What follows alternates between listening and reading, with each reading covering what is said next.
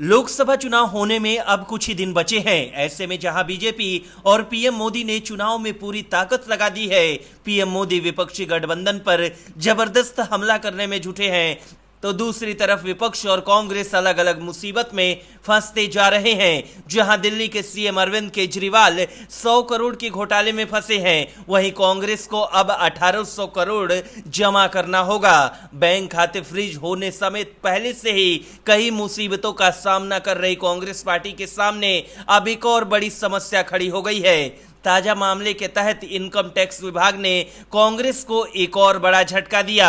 Income tax विभाग ने कांग्रेस को 1800 करोड़ रुपए का रिकवरी नोटिस भेजा है।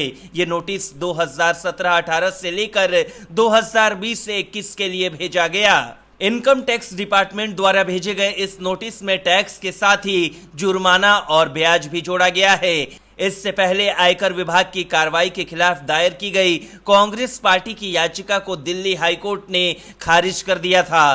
कांग्रेस ने 2014-15, 2015-16 और 2016-17 के लिए आयकर विभाग द्वारा की गई टैक्स री असिस्टमेंट प्रोसीडिंग के खिलाफ याचिका दायर की थी।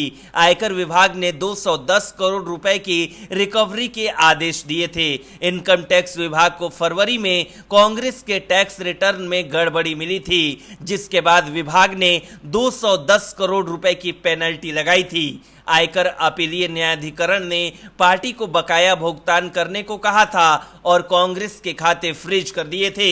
वहीं कांग्रेस का कहना है कि टैक्स ट्रिब्यूनल का उसके फंड को रोकने का आदेश लोकतंत्र पर हमला है, क्योंकि ये आदेश लोकसभा चुनाव से ठीक पहले दिया गया है।